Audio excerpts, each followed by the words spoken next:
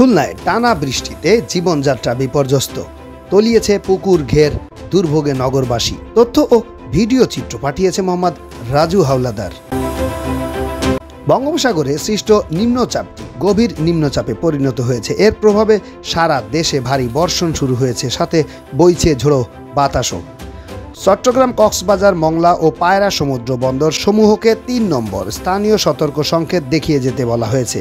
উত্তর বঙ্গোপসাগরে অবস্থানরত মাছ ধরার ট্রলার নৌকাসমূহকে পরবর্তী নির্দেশ না দেওয়া পর্যন্ত নিরাপদ আশ্রয়ে থাকতে বলা হয়েছে।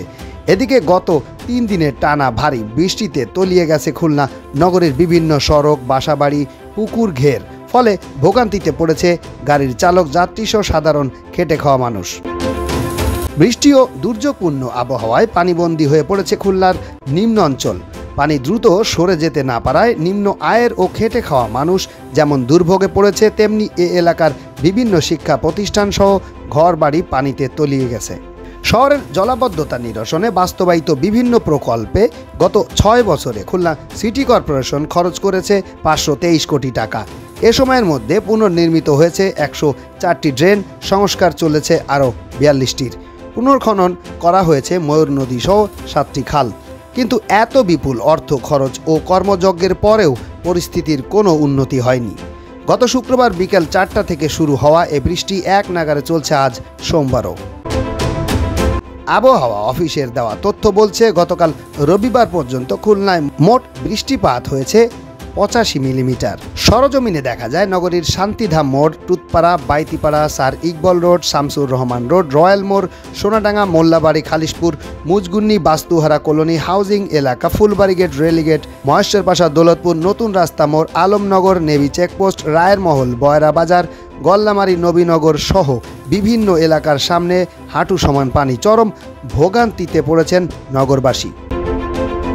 সকালের ভারী বর্ষণে ডুবে যাওয়া স্থানগুলো থেকে আজ পানি না সরার কারণে নগরের বেশ কিছু স্থান, বাসাবাড়ি ও সড়ক প্লাবিত হয়ে আছে। বেশ কিছু সড়কের সংস্কার কাজ চলমান থাকায় কাদা পানির কারণে ভোগান্তিতে পড়েছেন সাধারণ মানুষ। জলাবদ্ধতা দূর না হওয়ায় ক্ষোভ প্রকাশ করেন এসব এলাকার বাসিন্দারা। দায়ী করেন সিটি কর্পোরেশনের অপরিকল্পিত পরিকল্পনাকেও। একই দিকে একই সঙ্গে নদীতে জোয়ার এবং বৃষ্টির পানির চাপে খুলনার বিভিন্ন উপজেলার কয়েকশো ঘের ও পুকুর ডুবে লাখ লাখ টাকার মাছ ভেসে গেছে। জেলার কয়রা, পাইকগাছা, ডুমুরিয়া ও দাকব উপজেলার বেড়িবাঁধ হুমকির মুখে রয়েছে। পানিবন্দী হয়ে পড়েছে নিম্নাঞ্চলের হাজারো মানুষ। গত কয়েকদিনের বৃষ্টিতে নগর জুড়ে স্থবিরতা নেমে আসে। কাজে না যেতে পেরে নিম্ন আয়ের অনেক মানুষ বিপাকে পড়েন। দিনভর দুর্যোগপূর্ণ আবহাওয়ার কারণে মানুষ পারতপক্ষে ঘর থেকে বের হয়নি। বৃষ্টি কখনো কম, কখনো বেশি। সূর্যের মুখ দেখা যায়নি কয়েকদিন ধরে। নগরীর বড় বাজার ও অনেক অভিজাত মার্কেটের দোকানপাটও প্রায় বন্ধ রয়েছে।